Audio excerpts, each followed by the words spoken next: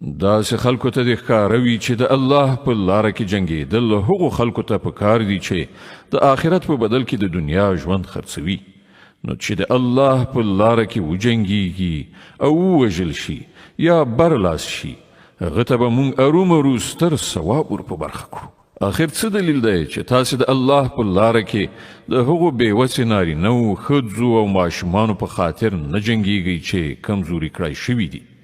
تر فشار لاندې نیول شوي دي او فریادونه کوي چې خدایه موږ له دې وطنه چې اوسیدونکي ظالمان دي وباسي او له خپل لوري نه زموږ کوم سرپرست او مرستندوی پیدا کړي.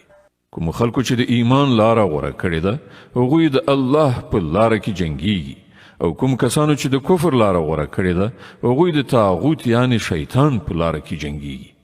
نو د شیطان له ملګرو سره وجنګېږئ او باور ولرئ چې د شیطان دسیسې په حقیقت کې ډېرې کمزوري دي.